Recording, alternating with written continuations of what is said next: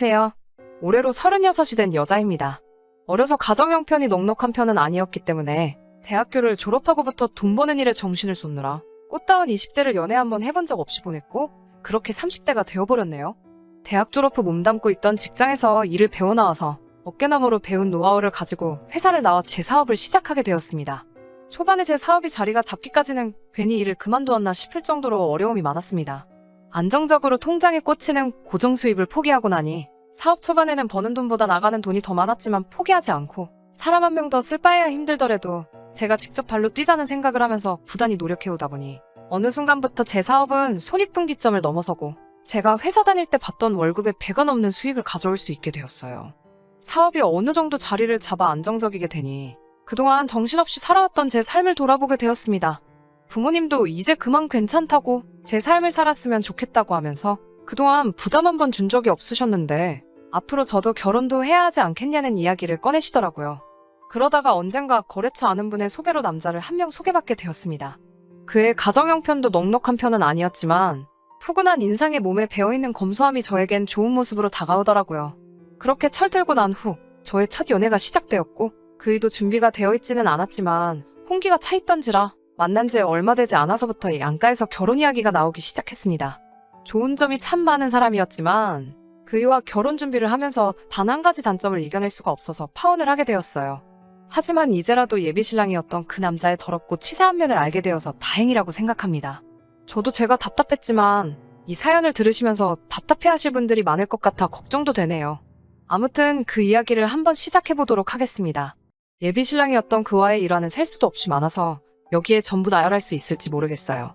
처음에는 그런 모습들이 검소한 그 남자의 모습이라 여겨 장점으로 생각했으니 그 당시에 제가 눈에 콩깍지가 씌어도 아주 단단히 쓰였던 거라 생각되네요. 처음 그의 식탐을 알게 된 건 거래처 사장님의 따님 결혼식이었습니다. 당연히 저희 두 사람을 이어준 분이다 보니 저와 그이 두 사람 다 결혼식에 참석을 하게 되었어요. 결혼식은 요즘 추세에 맞게 스몰웨딩으로 진행이 되었어요. 식장에 이미 테이블이 세팅이 되어 있고 식이 끝날 때까지 함께 축하해줬다가 모든 일정이 끝나면 그때 식사가 나오는 형식이었습니다. 혼주 쪽에서 준비한 식사는 갈비탕이었어요. 그런데 그이는 결혼식장에 도착해서 축의금 봉투를 건네는 그 순간부터 식권은 어디서 봤냐고 물어보더라고요. 식이 끝날 때 앞앞이 식사가 나온다는 설명을 듣자 그는 그때부터 실망한 표정을 감추지 못했습니다. 결혼식이 진행되는 내내 왜 뷔페로 하지 않은 거지? 하면서 혼잣말로 불만을 계속해서 토로했어요. 식사에서부터 불만이 많았던 그이와는 반대로 저는 이런 결혼식이 참 마음에 들었거든요. 진짜 두 사람의 결혼을 축하해줄 수 있는 소중한 사람들만 불러 모아서 참석한 모두가 식이 끝날 때까지 지켜봐준다는 사실이 보통의 결혼식보다 더 아름답다고 생각했어요. 정성스레 인원수대로 준비한 갈비탕 또한 대량 조리한 뷔페 음식보다 훨씬 정성있고 맛있을 거라 생각했지요. 그이는 이미 식이 시작할 때부터 입이 대빨 나와가지고서는 식사가 뷔페였으면 축의금 본전은 뽑아서 갈 텐데 갈비탕은 동네에서도 10,000원이면 먹을 수 있는 거 아니냐고 계속 궁시렁대더라고요. 하도 불만이 많아 보이니 그이에게 뷔페는 나중에 둘이서 근사한 데로 가자고 그 달은 특히 장사가 나쁘지 않아 여유가 있었기 때문에 그런 식으로 불만투성이었던 그이를 달랬습니다. 케이크 커팅이 끝나고 웨딩드레스를 곱게 차려입은 신부가 결혼식에 참석한 모든 분들에게 와주셔서 감사하다고 인사를 건네는데 그 모습이 그렇게 예뻐 보일 수가 없었어요. 불편한 걸음으로 결혼식에 참석한 모두에게 감사하다 인사를 전하는 게 저도 이런 결혼식을 올렸으면 싶더라고요. 그이한테도 우리도 결혼식을 이런 스몰웨딩으로 알아보는 게 좋겠다고 말했는데 결혼식은 뷔페여야지 하면서 별로 내키지 않아 했습니다. 요즘 식을 끝까지 보는 사람들이 어디냐고 축의금 받고 취향껏 먹을 수 있게 뷔페로 하는 게 좋다고 고집을 굽히지 않았습니다. 각자 생각하는 게 다를 수도 있고 그의 말대로 제가 아름다운 결혼식에만 정신이 팔려 그런 걸 수도 있다는 생각에 그건 나중에 우리 식 올릴 때 다시 이야기하자고 말을 줄였습니다. 모든 식이 끝나자마자 5가지 반찬이 정갈하게 차려진 갈비탕이 앞앞이 세팅이 되더라고요. 그이는 이게 뷔페였으면 갈비찜만 먹어도 갈비탕에 들은 갈비보다 몇 대는 더 먹었을 거라고 하면서도 음식이 나오니 탕에다가 밥까지 말아서 엄청 잘 먹더라고요. 그이는 벌써 탕에 들은 갈비를 끝내고 국물에 말아버린 밥과 몇 가지 밑반찬만 집어먹으면서 제 갈비탕을 계속 뚫어져라 쳐다보고 있었어요. 저도 식사를 거의 끝마친 상황이기는 했는데 저한테는 양이 많은 편이라서 이미 배가 부르기도 했고 갈비에 붙어있는 살을 뜯어먹기엔 조금 주변 사람들 눈치도 있고 해서 살코기만 발라먹었거든요. 그런데 그이가 그 갈비 다 먹은 거면 자기를 달라고 하길래 가져가라고 했죠. 사용하지도 않고 젓가락도 사용하지 않은 채 제 그릇으로 손을 옮겨 제가 먹다 남은 갈비를 가져가는데, 그래도 그때는 음식을 잘 먹는 그 모습까지 보기 있어 보이고 좋아 보였어요. 아, 얼마나 제가 사람 보는 눈이 없었는지 그때는 그게 예비신랑이었던 그이의 더러운 식탐이라는 생각은 꿈에도 한 적이 없습니다. 오히려 그때 그걸 눈치챘더라면 더러운 걸 보지 않고 저도 다른 인연을 찾아봤을 텐데 말이죠. 그 뒤로도 그이와는 연애를 계속해오면서 저희도 어느덧 결혼식 날짜가 잡히게 되었어요. 제가 모은 돈과 부모님이 돈을 보태주신 게 2억 정도 되었고, 예비 시댁과 그이가 준비한 돈이 1억 5천 정도 되었어요. 그 돈으로 서울 외곽에 있는 오래된 아파트를 구하게 되었습니다. 오래된 아파트지만 서울에서 신혼살림을 차릴 수 있다는 사실에 감사했죠. 손재주가 좋은 그이가 업체를 쓰는 대신에 리모델링과 인테리어를 하기로 하고, 필요한 혼수들까지 남편이 채우는 조건으로 반반 결혼을 하게 되었습니다. 처음 며칠간은 그이 혼자서 아파트에 들어가 퇴근 후에 작업을 시작했는데, 혼자서는 못하는 부분이 많아서 결국에는 저까지 나서서 리모델링을 도와주게 되었어요. 그래서 그 아파트에서 남편 퇴근 시간에 맞춰 공사를 시작하게 되었고, 나중에는 간이침대 2개를 가져다 놓고 혼전동거 형식으로 살게 되었습니다. 가끔씩은 업체한테 맡길 거라는 후회가 들기도 했지만, 그래도 제가 살 집을 직접 손본다는 게 재밌어서 딱히 불만은 갖지 않았어요. 둘이서 함께 하나씩 고쳐나가는 게 재밌는 부분도 있어서 그런 점도 추억거리가 하나 생긴 것만 같아 썩 나쁘지만은 않더라고요. 하지만 그의 더러운 식탐 때문에 결국 이 사단이 나고 말았습니다. 바닥 타일을 끝내고 벽지까지 전부 다 끝낸 날이었어요. 3일이나 걸렸고 조금씩 벽이 우는 부분도 있었지만 다 끝내고 나니 오래된 아파트라는 느낌이 들지 않을 정도로 쾌적해 보였습니다. 그래도 나름 의미 있는 날이다 보니 저녁을 배달 음식을 시켜 먹기로 정하게 되었고, 메뉴는 치킨으로 정했어요. 얼마 안 있어서 음식이 도착했고 인터폰이 울렸어요. 현관문을 열어주려는데 인터폰이 손에 익지 않아서 그런지 오래된 아파트라 고장이 난 건지 문이 잘 열리지가 않더라고요. 그이가 자기가 가서 가져오면 되겠다고 하고 밖으로 나갔어요. 그런데 음식 받으러 간 그이가 5분이 넘도록 돌아오질 않는 거예요. 전화기도 두고 나가서 무슨 일인지도 모르겠고, 혹시 결제하려고 가져간 카드가 문제가 있는 건가 싶어서 현금을 들고 밖으로 나갔어요. 엘리베이터를 기다리는데 계단 쪽에서 인기척이 들리길래 고개를 내밀어서 봤는데, 그이가 계단 구석에서 상자를 열어놓고 닭다리를 한 손에 들고 뜯어먹고 있는 거 아니겠어요. 그때는 그가 계단을 올라오면서 닭다리를 뜯고 있는 게 기분이 나빴다기보다 그때는 고생을 얼마나 했으면 배가 고파 저럴까 싶었죠. 식탁이 따로 없었어서 거실 한가운데다가 신문지를 깔고 치킨을 세팅했어요. 콜라를 마시려고 컵을 가지러 간 사이에 그이는 그 자리에서 하나 남은 닭다리를 꺼내더니 제게 먹어보겠냐는 말도 없이 뜯어먹기 시작하더라고요. 그때만큼은 기분이 상하더라고요. 저도 가족들하고 치킨 먹을 적에 부모님이나 동생들한테 맛있는 거를 늘상 양보해왔기도 하고, 개인적으로 퍽퍽살을 더 좋아하기 때문에 달라고 하면 안 줄 것도 아니었는데, 딴 사람도 아니고 아내 될 사람인 제가 먹는 게 그렇게 아까웠나 싶었어요. 조금 빈정이 상하긴 했지만 거기서 한번 또 참고 치킨무 껍데기를 까서 국물을 싱크대에 버리고 있었어요. 그이가 그런 저를 보더니 야! 야! 하고 소리를 지르면서 이게 뭐 하는 짓이냐며 제 쪽으로 뛰어오더니 저를 확 밀치더라고요. 손에는 방금까지 뜯어먹던 닭다리를 쥔 채로요.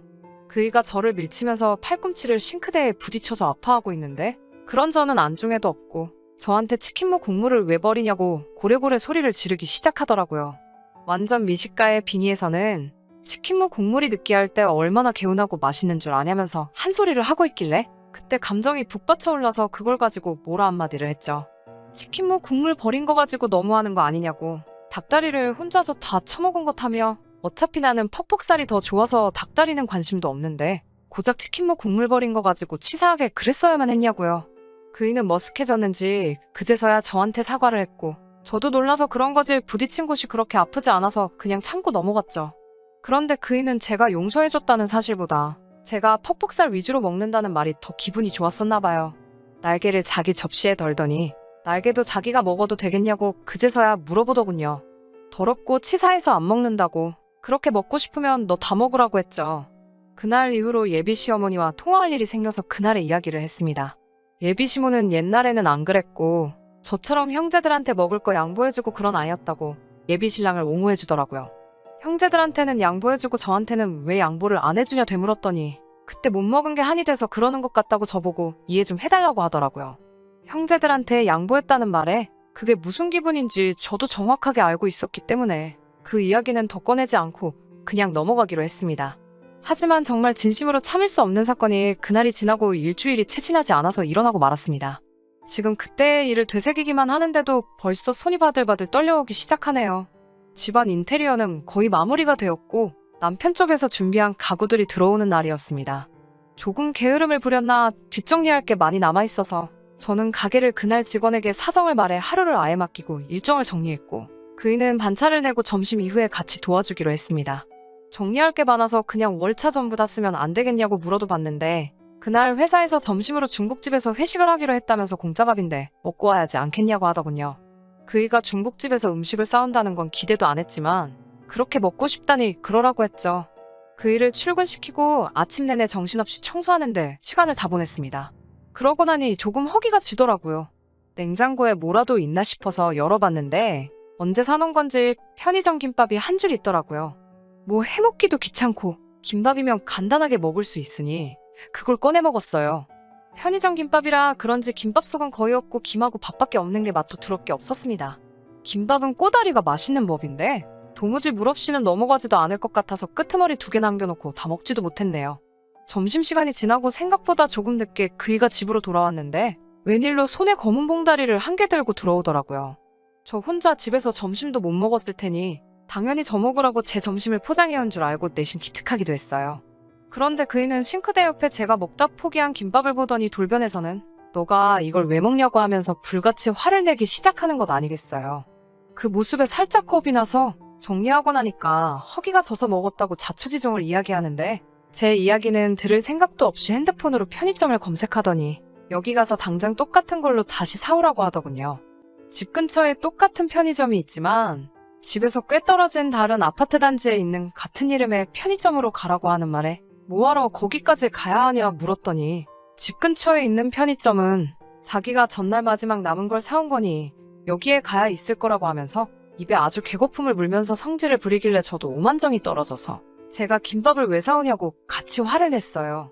배고파서 김밥 좀 먹었기로서니 이런 식으로 나오는 게 어딨냐고요. 한참을 그걸로 티격태격하다가 그이가 포기했는지 휙 하고 돌아서서는 그이가 들고 온 검은 봉지를 주섬주섬 열더라고요. 그 안에는 중국 음식이 아니고 웬 시장에서 파는 것 같은 떡볶이가 들어있었어요. 그이의 뒤에다 대고 떡볶이 사왔으면 그걸 먹으면 되는 걸 고작 김밥 한 줄 가지고 딴 사람도 아니고 결혼할 상대한테 너무하는 거 아니냐고 성질을 내고 있으니 그이가 떡볶이 포장을 뜯더니 싱크대에 부어버리더라고요. 그 모습에 그건 또 왜 버리냐고 화를 냈더니 너는 아무것도 모른다면서 이 떡볶이는 그 김밥과 같이 먹으면 얼마나 맛있는 줄 아냐고. 그런데 제가 그 김밥을 먹어버려서 자기의 하루를 망쳤다고 노발대발 하더라고요. 저도 더 이상은 참을 수가 없어서 그이에게 내 집에서 당장 나가라고 소리를 고래고래 지르며 한바탕 했습니다. 그 와중에도 저한테 사과할 생각은 안 하고 현관문을 부서져라 쾅 하고 닫고는 나가버렸습니다. 얼마 안 있어서 예비시모한테 전화가 한 통 걸려왔어요. 저를 이해시키려고 별말도 안 되는 이야기를 하시길래 고작 김밥 한 줄 가지고도 앞으로 평생을 함께 보낼 사람한테 저 지경으로 달려드는데 같이 살았다가 무슨 봉변을 당하겠냐며 제 마음을 돌릴 생각은 추호도 없다고 이야기를 했죠. 진심 어린 사과를 기대했지만 예비시댁은 그 일을 시켜서 제 마음을 어떻게든 돌릴 생각은 하지 않고 아파트에 묶여있는 지들 돈 이야기부터 꺼내더군요. 제 사업장을 담보로 잡아 대출을 받던지 해서 그 돈은 고스란히 돌려줄 테니 앞으로 저에게 연락도 하지 말라고 했습니다. 벌써 이 이야기가 4년이나 지난 일이네요. 정말 여태껏 연애 한번 못 해본 게 제가 사람 보는 눈이 이렇게 안 좋았나 싶은 생각이 들 정도로 후회가 많이 남기는 합니다. 그래도 덕분에 요즘같이 집값이 미쳐 날뛰고 있는 서울의 아파트 하나는 건지게 되었네요.